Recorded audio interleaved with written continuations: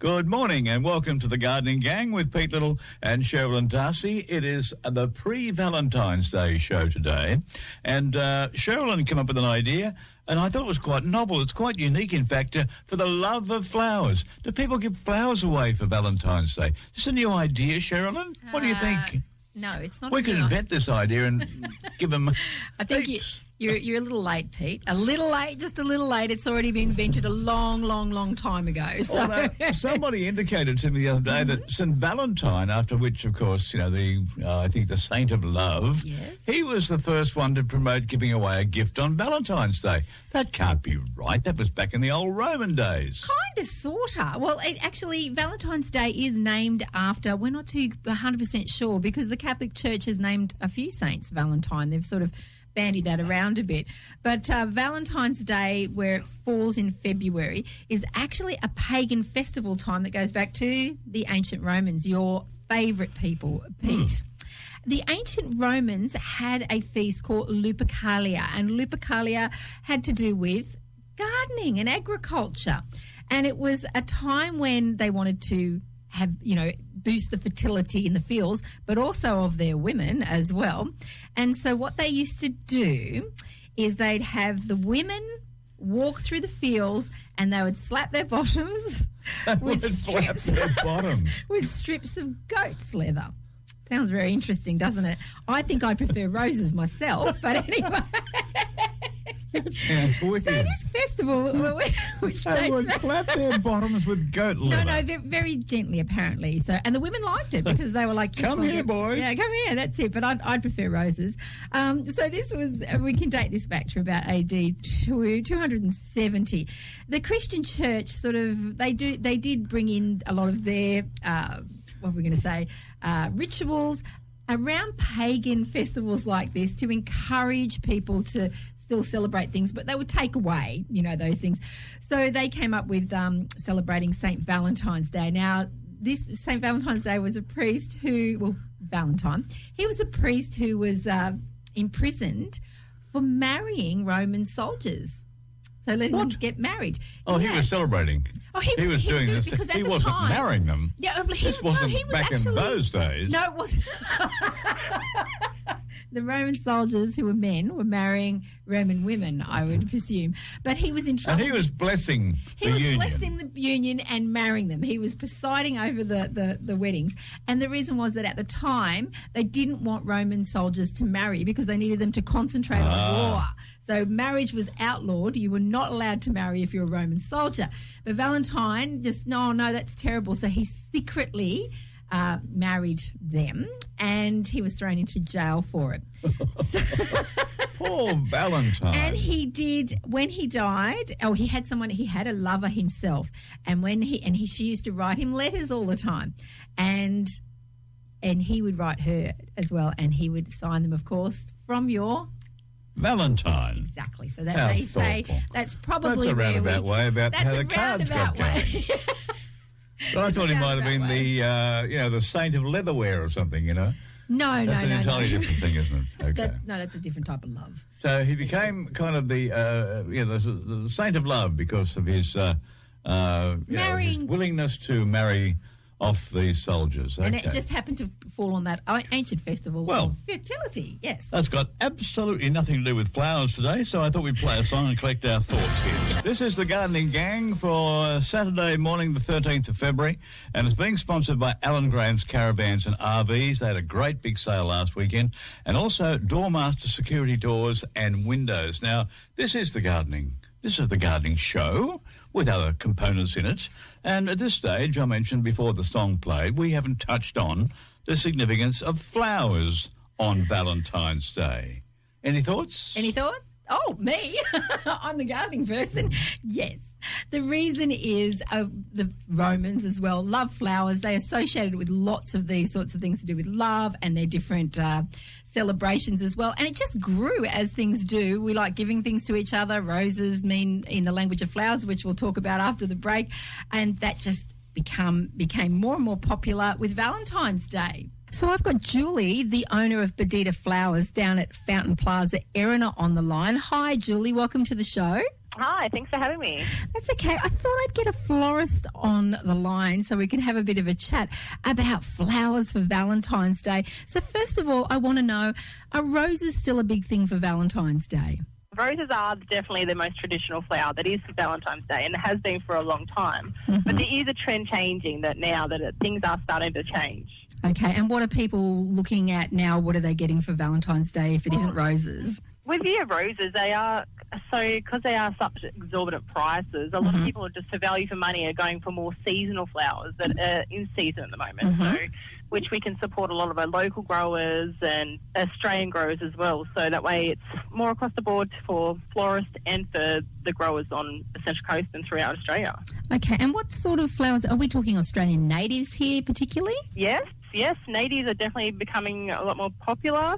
Anything just seasonal flowers. So like things you got dahlias, beautiful lilies that are longer lasting that have to open. But even with the roses, the red roses are most popular, but coloured roses are really popular as well. Oh, and so what sort of colours other than red would be popular? Oh, there's an amazing range of colours. You can get soft to bright hot pinks, oranges, two-tone colours. There's all white. There's a beautiful range. Yellow roses are really popular. Oh, they're gorgeous. Yeah, they are. Just beautiful. And we're very lucky for choice. Okay, well, they all sound fantastic. I mean, I have to admit I do love roses so much, but I've noticed another trend that's been happening, and it's dried flowers seem to be coming back in. Do you have them at your florist? We do. They're not as many dried flowers as well, but there's a combination of dried and preserved flowers, which are extremely on trend at the moment. Oh, they are. They are a preserved flower that comes so that they hold their colour and then they're long-lasting, and they're very, very popular. We stock a great range of them. Oh, okay. I'm going to get down there and have a look because I've been fascinated by the things that I've seen on the good old Pinterest and actually a lot of Instagram. They're very popular. It's love them just because of the lasting value as well. Like we call them our forever range. Yeah. They do so well in any environment. So, Julie, could you give our listeners a few tips on making our flowers last once we've been lucky enough to be given some, or we've gone and bought our own Valentine's Day flowers? Yes, so looking after your flowers is really simple. So if you're receiving a bunch of flowers or any type of flowers, just make sure that the stems are clean of any foliage. Put them in fresh, clean tap water.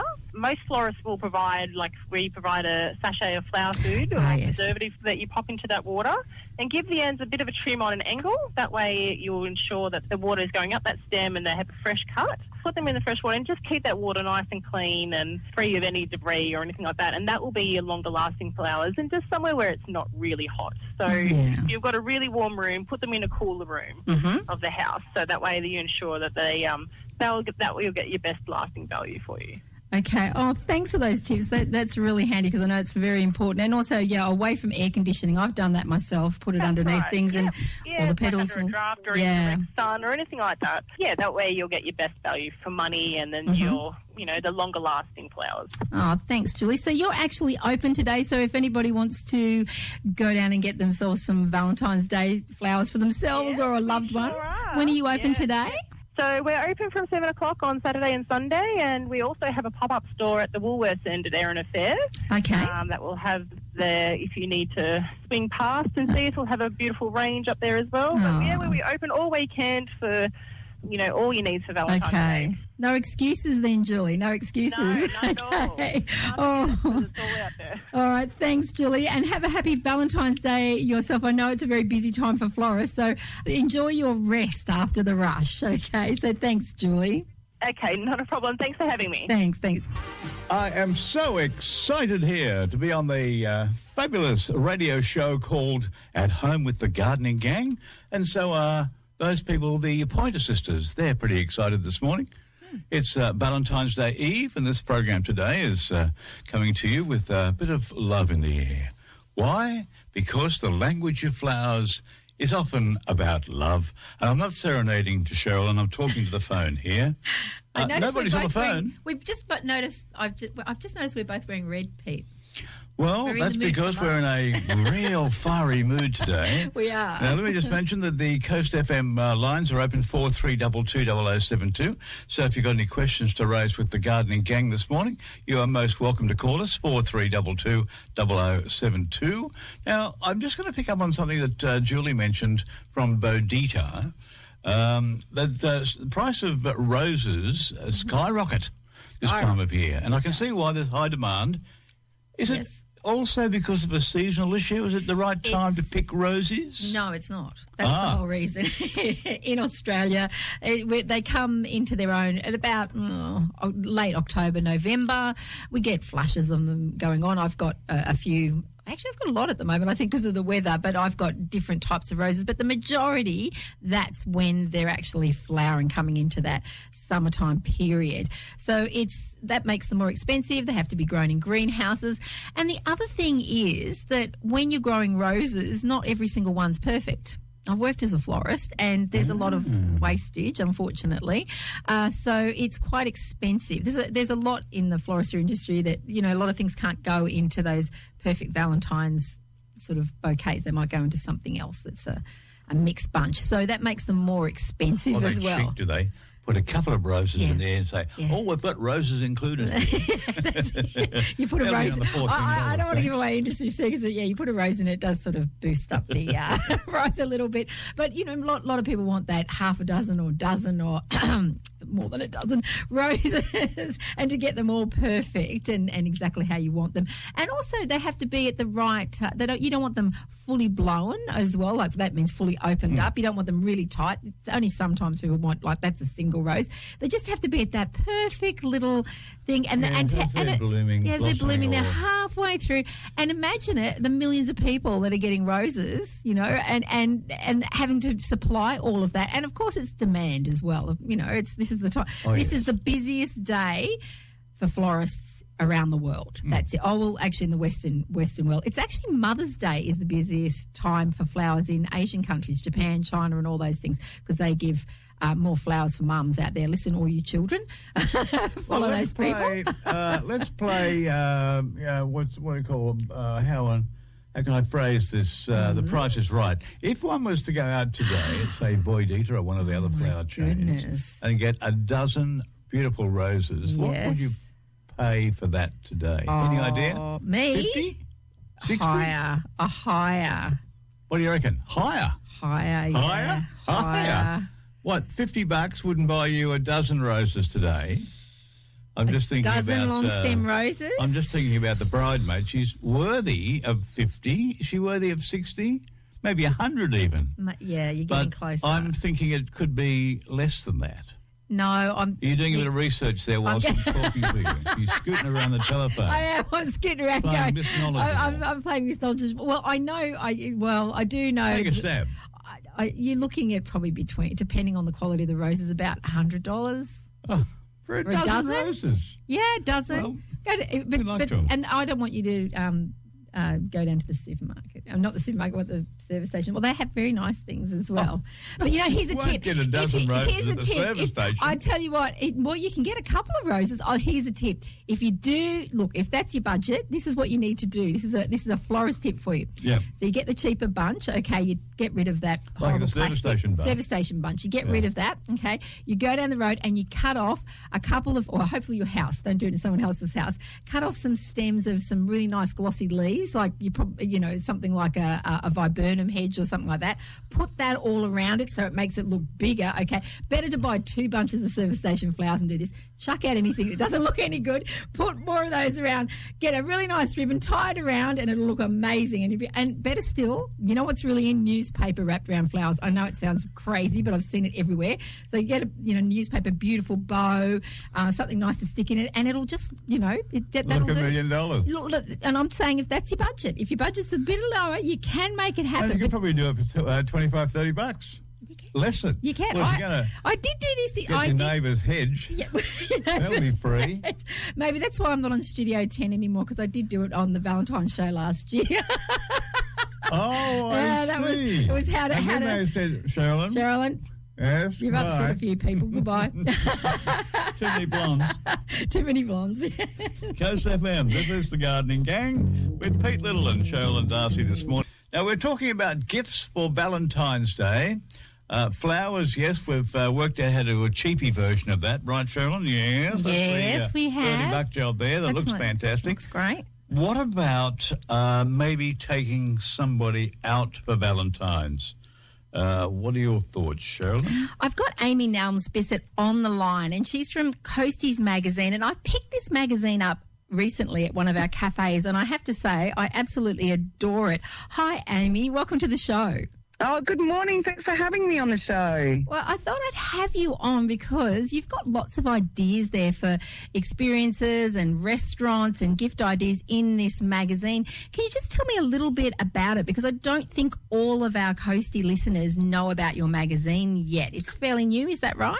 Yeah. We came out in September and we're all about support locals. So every page is dedicated to a local business. We shout out about 100 local businesses within each issue, and each issue comes out every month. So the next out on March the 1st, which is our food issue. It's very exciting. Yum. And delicious. Where can we get the magazines? Oh, it's in restaurants, cafes, bars. It's pretty much in every small business across the coast, and that's all the way from the bottom and up to the northern reaches. There's 400 distribution points in total. It's quite a lot. Wow. Well, I'm a bit of a coffee aficionado, and that's where I found one in a lovely coffee shop in Wyong, and I was like, it's a gorgeous magazine as well. So well done, and well done for supporting local. So I thought you would be the best person to ask about things to do for Valentine's Day, because it's so difficult getting out and about to celebrate. So if we were wanting to go somewhere or do something lovely to celebrate Valentine's Day tomorrow,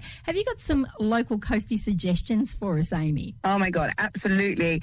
The best way to support local on the Central Coast, I think, for Valentine's Day is Italian. Italian food is the food of lovers, isn't it? Yes, it delicious. Is. Oh yes, I do like an Italian.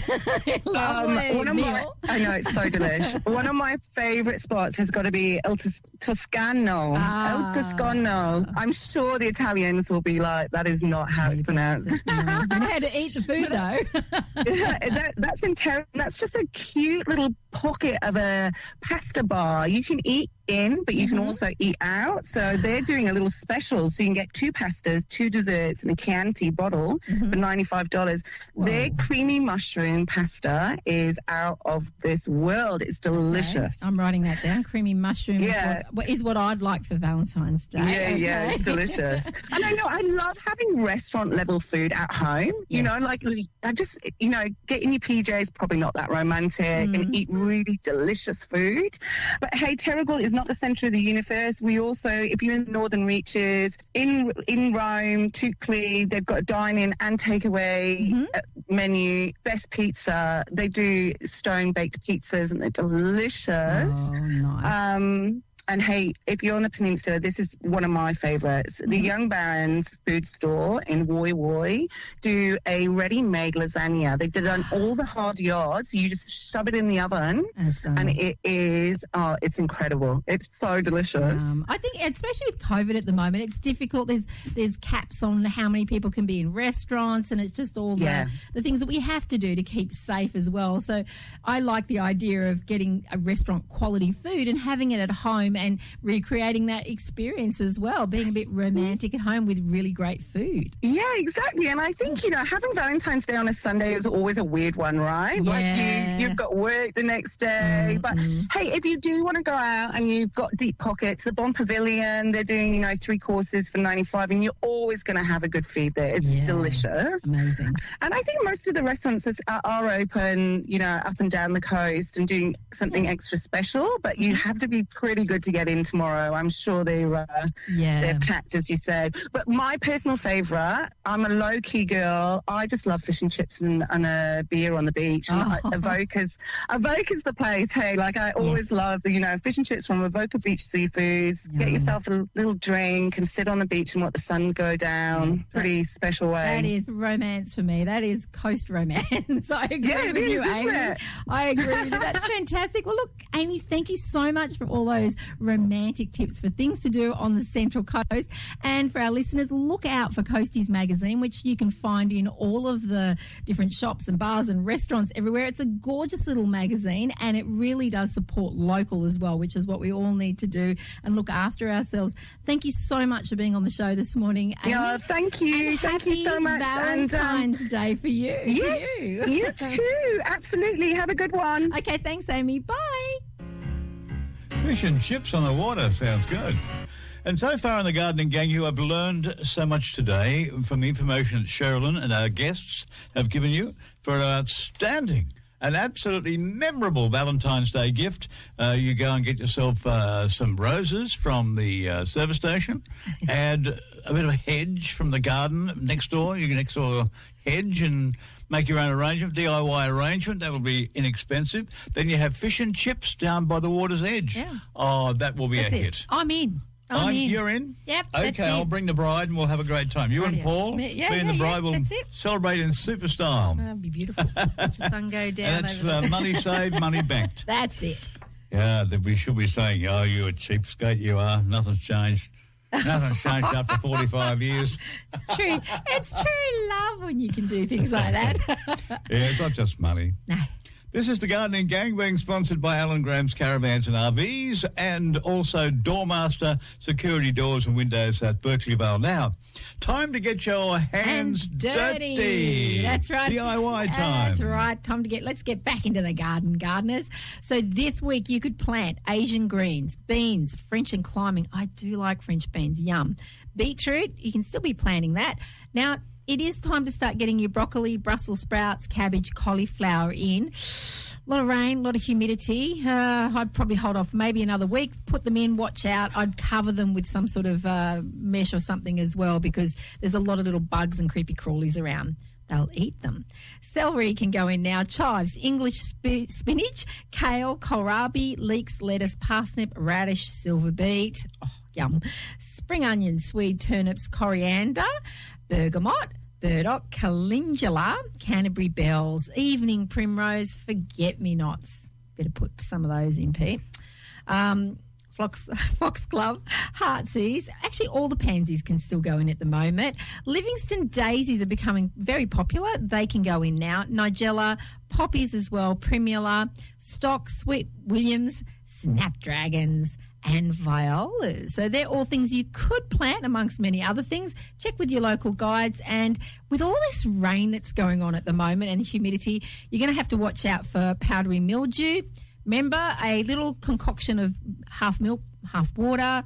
Sometimes people put a little bit more milk than that, sprayed on your plants but not in the sunshine, can really arrest that from happening. Really? So that's it does. It stops. Oh. It's powdery mildew is actually it looks like exactly what it sounds like, powdery mildew, and it happens with a lot of humidity. And the milk, the acid in the milk, gets rid of it, neutralizes it, and stops it. But if anything's too far gone, put it in the garbage bin. Do not put anything with powdery mildew, of course, into your compost either, and it spreads throughout the garden. It's horrible. So get on to that. So beginner gardeners, it just looks like white kind of icing sugar over your leaves. That's what it looks like. And don't taste it. No, don't taste it. You probably get some sort of horrible fungal thing in your throat. Okay, that's what you can do this week in the garden, gardeners. Gardening School is about to open here at Coast FM. People have been shooting through their questions right throughout the week to our website, and it's been absolutely chock-a-block most days, the questions. Haven't got time to cover them all, but school is now in the gardening school. Hey, teacher, what's the first question? Hey, Pete. Well, I am absolutely blown away with the amount of people who've actually been writing into us, and I've been trying to catch up with all of them. But one that I do want to highlight this morning, one that just came through this morning, is from Michael. Good morning, Michael, and thanks for listening to At Home with the Gardening Gang. And Michael planted 2 jacarandas last year. They've grown tall with the leaf bunch about 3 metres on the top of a bare trunk. And he wants to know, should he lop off the trees at his desired height now and hope that they send out new shoots from that point, or possibly could I advise him how to make more decent trees of them? Thank you, Michael, for writing into the Gardening Gang. Michael. What's the answer for Michael? Michael, the Cheralyn? answer for Michael is jacarandas are generally slow-growing trees, and they can sort of come up with some fancy little ways for themselves to grow. I wouldn't be lopping off everything from the top. I'd be cutting a little bit from the top to try to encourage that extra sprouting growth on the side. You haven't mentioned that they're ailing or anything, so I think that sounds really good. Don't over prune them. That's what the word lop off made me just go, because that can actually prevent them from blooming. And also things like too much shade and too much cold can give you problems and funny sort of growth as well. But yeah, you can go ahead and prune them to try to encourage that. That is what most people do with most trees. So if you prune the tops of trees and hedges and shrubs that you use for hedges, that encourages that thicker, bushier growth down below. Probably should have been doing it a little bit earlier than the size that they are now. It's a bit like the horse has already bolted a bit there. Michael, sorry about that. But yeah, give it a light prune and see what happens, but not over pruning. I hope that helps with your jacaranda trees. And if you've got any questions for the Gardening Gang Gardening School, what is the website? Yes, you can write to us at gardeningscentralcoast@gmail.com. You can do that. And when we make call-outs, you can also ring us. But we're pretty full today. I'm sorry, everybody. We've had so many people call in and write, so thank you. That has been the Gardening Gang Gardening School. Thank you for joining us here on this wet old day. It's the 13th day of February. We're sort of talking Valentine's Day today in our Gardening Gang because we're all excited about going out and celebrating. And Cheralyn, you've got something planned, or is your husband thinking about something exotic to take you to? No. I've been told that once you get married, you get a what is it called? I can't remember what it's called. A wedding anniversary. There you go. Well, strange you may say this. Yeah. We rarely celebrate Valentine's Day at our place. Okay. Because in 10 days' time to the day, our anniversary. Oh, there you go. So we got wedded many, many, many moons ago. Okay. Just a few days after Valentine's Day. So generally Val's Day is not a big deal. Oh. But it was today, this weekend. Right. Just for no other reason, but we thought, yes, good idea. Well, it's a Sunday. It's easy, isn't it? That's the other thing. And we've been talking about what nice gifts to purchase. Yes, we have. Nice places to go to. Mm-hmm. But we're going to change the topic now for the second part of our show. Yes. And Cheralyn now tells you amazing plant facts that you may not know. Okay. I'm intrigued. What are we talking about? Well, today we're talking about pineapples. We're not talking about love at all. In fact, actually, these people probably do love what they do. Talk about pineapples and pineapples love. and love. There's Yeah, no that's another story. Anyway, we're going to talk about pineapples because it's a wet old cold. Oh, it's a bit chilly in some places, and also pineapples are just about to go off season. So I really wanted to get the story of pineapples in. So pineapples have been accepted throughout Europe and in Australia as well as the ultimate symbol of hospitality. They're a lovely thing to have on our barbecues, and they actually mean you're welcome and please come into my home, eat whatever you like, and all those sorts of things. And this comes to us through traditions in Europe after they were discovered, because they were very hard to grow. It was just very, very hard. It actually took them hundreds of years to work out how to grow them in cold Europe because they're a tropical fruit. So if you had one, people used to rent them out to other people. They used to rent them out so they could stick them in the middle of the table, and that people thought that you were really rich. If you had a pineapple, you were rich, because they'd see them in tapestries, arts, carvings, and finials as well. And so to have them, to be there and see a real live pineapple, that was something that you were really, really rich. And it wasn't until 1675 that they actually worked out how to grow them, and then they became more popular throughout English pubs. And there was never a time that you'd have a piece of meat without some pineapple on it, believe it or not, in that time. But where the pineapple comes from goes back to the 1400s, when Christopher Columbus set sail from the Canary Islands to the Caribbean. It was his second voyage, and he went to what is now Guadeloupe, and he observed cannibals, and they were cooking things. And he actually talked to these cannibals. Food. They were cooking food, and you know what cannibals eat? Yes. People. Anyway, what he saw, and it was really curious, he just saw all these fruits, and it was the same fruit, and there was stockpile, there were peelings everywhere, and people were just bringing all this fruit, and it was pineapple, and he'd never seen it before. This is when it was discovered. And he asked the natives, well, what does this mean? And they said, well, what is it called? And they called it anana, and it meant excellent fruit. It actually kind of meant excellent fruit to marinade with, and I'm sure all of us have put some pineapple juice or a few bits of pineapple into a tough bit of steak, haven't we? Yes, that's right. That'll marinate it. Yep. Because it has an enzyme in it called bromelain, and bromelain is this amazing. It's a healthy additive. Well, it's not an additive. A healthy component of pineapple, and it actually is really good for anti-inflammatory reasons, and it helps break down fats as well within ourselves. But it helps tenderize flesh. Well, these cannibals knew that as well, and they used to cook humans. First, they'd marinate them with pineapple. That's what they did. So it was quite a nice thing to go with your breakfast on a Saturday morning. Sorry. So that's where pineapples come from. That's all they were really used for. They use them as marinades for people. And Christopher Columbus then brought that back, and other people brought the pineapple back and said, this is amazing. But they didn't actually say what it was used for. But they said, you know what, we do know it's good for marinating meat. Oh, okay. That is the sickest story you've told on this radio not everybody. station, You know what? Some people don't like Valentine's Day.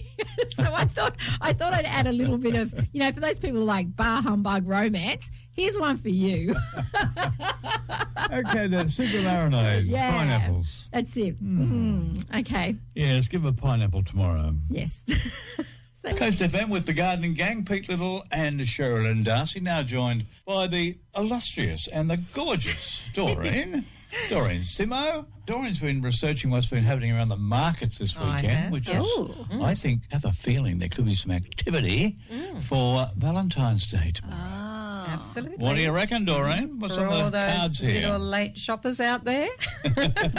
Yes, Okay, well, starting off, weather permitting, the entrance markets are on today between 9 and 2 at the Memorial Park. There will be fresh produce, gourmet hot food, fashion and crafts. The YE markets will be held today between 8 and 1. It's been held in the Community Hall and Grounds at YE Road. Support local producers, makers and bakers. Oh. And yeah, I know. Makers and bakers. Yeah, like that's that. what they advertised, so I thought, well, Yeah. I liked it. So Edelong indoor markets will be held today and tomorrow between 9 and 4 at the Galleria. The markets are undercover and there's lots to see, like fashion, jewellery, arts, crafts and food, amongst many other things. And tomorrow, the Mangrove District Markets will be held between 8:30 and 3 at the corner of George Downs Drive and Bloodtree Road. There will be live music, pony rides, home preserves and food. Davistown Waterfront Markets are holding a special Valentine's Day market tomorrow between 10 and 2 at Allura Reserve. There will be lots of Valentine's gifts so you can get something unique for that special someone, not to mention the great food and music. It's a big crowd they get there on a Sunday too, so look forward to that tomorrow. Yep. Exciting. Okay, so also the Gosford City Farmers Market is being held again tomorrow between 7 and 12. Chat to the farmers and check out the huge offering of fresh fruit and vegetables. There's a wide array of goods, including plants, handcrafted soaps, fermented foods and much more. I'm going to be there for the plants. They have great plants. I thought there. you would. Oh, no. And I do like the organic seedlings. When that man's there, he's really great. He's What worries great. me is this fermented food, though. Oh, no, I It's love good for fermented you, food. Pete. Maybe you need some. You need to get your microbiome Oh, worked okay. out. You do. Yeah. And then we have Handmade Central Coast is holding a Valentine's Day market tomorrow. It's on at the Woy Woy foreshore. Now, Handmade is a market dedicated to small businesses that have a creative approach to their products. It's on between 9 and 2 and is a pet-friendly event, although I won't be bringing my dog because she fights with everything else. Yeah, I'm out. Mine do too. Okay, lovely. Thank you, Doreen, for that. Thanks, Doreen. Yes, you've done a great job. And this is the Gardening Gang with Pete Little and Cheralyn Darcy. And about this time every Saturday morning we go, What's Hot with Vicky and Vicky's from the Narara Valley Nursery. Good morning. What's hot, Vicky? Good morning, gangsters. How are you? Well, we're really well. We're actually nice and dry inside the studios here of Coast FM. Is it coming down at the moment at the nursery? Yes, it is. And if you come in for a visit, you might need a boat. Okay, get in early. But on that very score there, Vicky, what might be, well, what rather than saying what's hot, what's not, what's dry and what's wet. So what's hot this week? So the original gangsters of house plants and just in time for Valentine's Day is the African violet. Good old-fashioned African violet. You can't go wrong for Valentine's Day gifts. And what colour are they? So there's purple and there's pink and there's dark pinks and there's white with pink edging and there's all sorts of colours here. How do you get pink violets? I mean, they're called... Oh, no, I won't go there. Okay. Well, that's lovely, Vicky, because that's a range of colours. You got red ones, have you? Yeah, so I guess if you love somebody, give them red. If you just sort of like someone, give them pink. And I don't know what you do with purple. Oh, if they're not well. Often a purple flower goes out, for people who are in pain and suffering, emotionally distressed. Hopefully no one on Valentine's Day. Hopefully, yes. Okay, that's what's hot. What's not? It's not deadheading your flowers. So get out there and cut their heads off all your dead flowers on your hydrangeas, your geraniums, your New South Wales Christmas bush. Cut them back, feed them up because it uses quite a lot of energy to flower. So just like me getting out of bed and coming to work, need to feed them up. Well, that's a bit of wise counselling there this morning, Vicky. So pop in and see Vicky at Narara Valley Nursery today and tomorrow. Vicky, you're on deck tomorrow as well for Valentine's Day? You on there? Sorry? You on the roster for tomorrow? No, I'm not. Well, so all I want for Valentine's Day is a clean house. Okay, delivered. We'll send around Cheralyn. She loves doing that. See you tomorrow, Cheralyn. Okay, thank you, Vicky. That's Thanks, guys. What's hot, Vicky? Valentine's Day. You got it, baby. Cheers for now. And Coast Morning, it's the Gardening Gang. Now, what's on the grapevine today? Okay, on the grapevine for the Central Coast tomorrow, bonsai lovers, there's a bonsai workshop and demonstration day at the Mingara Recreation Club. It is hosted by the Central Coast Bonsai Club, and they're inviting all lovers of bonsai to come for a fun-filled day with Sam Thompson, who is a bonsai master. There's a workshop and a demonstration. Details and bookings at www.centralcoastbonsai.com.au. Central Coast Council is hosting a Composting Green Living webinar on Wednesday the 17th of February at 1:45 p.m. You can learn to create healthy, nutrient-rich soil while reducing your waste in this 70-minute absolutely free webinar. Go to the Central Coast website, centralcoast.newsouthwales.gov.au for bookings. So what's happening, Cheralyn? I've got Joan on the line from East Gosford Community Garden. Hi, Joan. Welcome to the show. Oh, thank you so much, Cheralyn. It's lovely to talk to you and to have the opportunity to talk to your audience. Well, you've got a special project at the moment. We were having a chat the other day when I met you in person at one of the Community Garden Coordinator meetings. Can you share that with everybody? We're involved in a fundraising competition, you might say, that's operated by the Greater Bank, their community side of things. So it's a voting thing. And the prize is a $2,000 cash, which would be just absolutely lovely for the garden. We'd spend that very easily.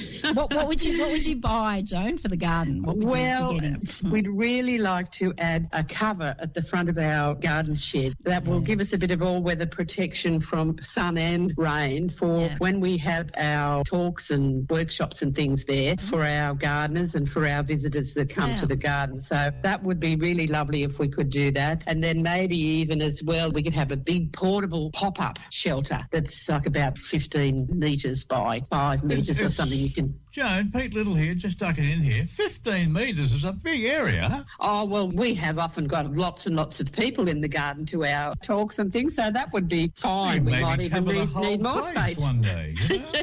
Well, luckily, the way the garden is laid out, we've tried to sort of keep the park atmosphere and the style in the garden as well as the community garden. So we've got quite a bit of grassed lawn area that we can make use of for those things.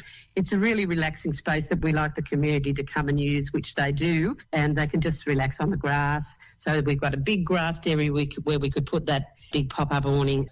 So we do have the space. I just thought of something, Joan. Some people mightn't even know where this place is. Now, it's the community garden at East Gosford. where Yes. I reckon 10, 15,000 cars go past that every day. Absolutely. Coming in from Springfield, they turn the corner there, and there it is, right there in front of you. Exactly. And across the road from the hall. Straight across the road from the Progress Hall, and at the lights there of the corner of Wells and Henry Parry, that's where we are, that corner block there, which is a substantial block, which was originally a council playground. So it's been extensively used over the years by the community, and we wanted that to continue. Now, Joan, how many volunteers are currently involved in that project at East Gosford Gardens? We would get regularly 15 to 20 every time we meet. But we have a mailing list of hundreds that we send out our emails to each week and tell people what's happening at the garden, as well as our Facebook page. So we do have a lot of people who might come and then they mightn't come for another few months. So it sort of goes like that. So, Joan, how do people help you out with this vote? Like, how can we help you win this money? That's what I'd love to know. And we've got all our gardening listeners would love to help the East Gosford community. That'd be terrific. You vote online, do you? Vote online?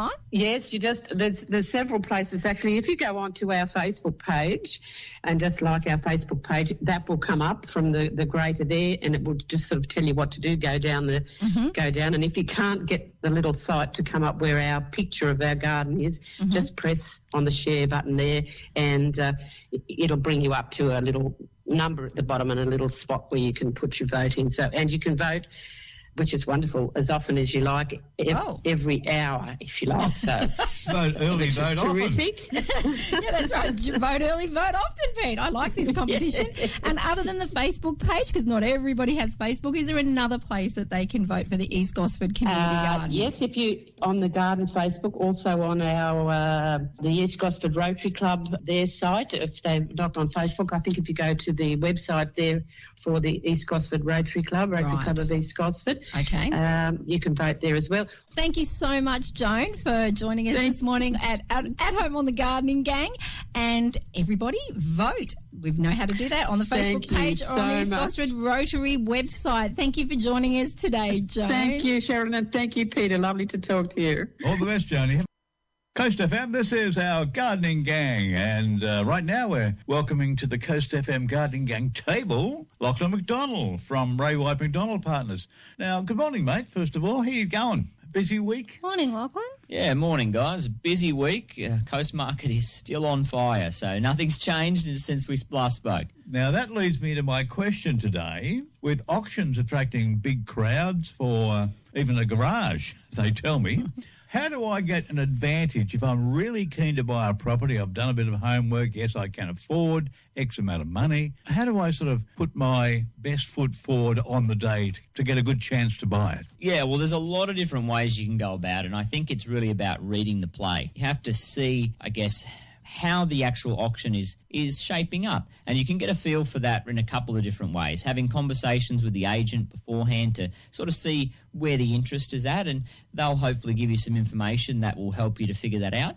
Other things, little tricks can be to be mindful when you're at the auction. Don't just be chit-chatting. Watch the other bidders. See how many other people are registering. See their body language. Throughout the auction, watch how they're deliberating. You can really get a good indication as to whether another buyer has a bigger budget, whether they are thinking about bidding again, or whether they might have reached their limit by watching their body language. So, yeah, be perceptive. Look around. Yeah, I get that because, if there's a couple or a group all talking to each other, they might be saying, come on, another $5,000, we can do it. But if they're just standing there casually and just going, yep, bidding, they've probably got deep pockets. That means they've already decided on a budget and they haven't reached it yet. I get that. That's clever. Language. It's the body language, yes. Okay, so look them in the eye and say, I'm going to snip you guys. Now, tell me about this famous thing called a killer bid. Mate, this is when I've seen this on television sometimes. You've probably experienced it too, where just out of the blue, somebody will just raise these stakes by many $1,000s more than people were previously bidding.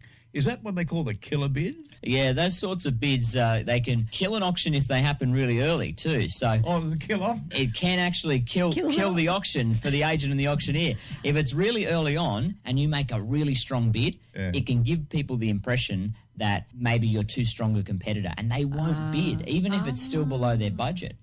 Oh, So that you can deter take your people. time, yeah. So if you come in really strong, that can work. The other one, of course, is as I think what you're referring to, that sort of knockout bid. That's right the at the knockout end. bid. That's it. That's the name. Yeah, well, so if everyone started slowing up, they're maybe bidding in $5,000 or $1,000 increments, and you come in with a big $20,000 bid, that is very likely going to buy the property for you because it just completely knocks the other people out. Right, I like that one. I had that as the wrong term. I was calling it the killer bid. Well, it's killer bid's one and the where it same. knocks the whole thing right dead.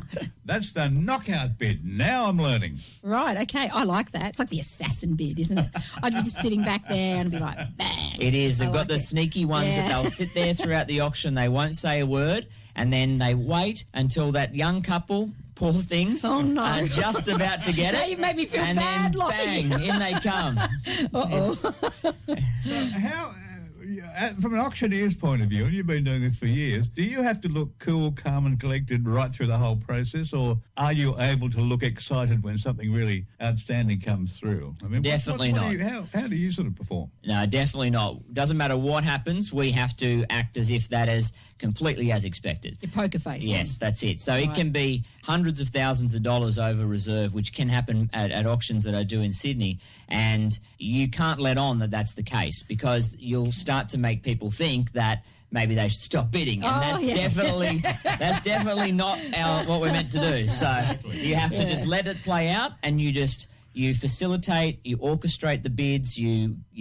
basically control the process, but it's not our place to give any indication as to, what people should or shouldn't be doing. Gotcha. Yeah. That's been really fascinating, mate. I've learned a few things today. Have a great weekend. Good to see you guys. And happy Valentine's Day for you and your lady, too. Thank you. Yeah, it's lovely. Lachlan McDonald here, every week here on the Gardening Gang from Ray White McDonald Partners at Point Clare and across the coast. Now, Cheralyn, what's coming up next week? Oh, well, this is a good one. Have you got a garden? Want a bigger garden? Next week we're talking lifestyle acreage. Is it worth it? Have you got one? Should you consider moving to lifestyle acreage and having all the garden dreams your heart desires? And all the mowing as well. Yeah. We'll have a look at the pros and the cons. It's a really good show next week when we're at home with the Gardening Gang. Coast FM, almost 10 o'clock. And coming up, the Weekend Beat.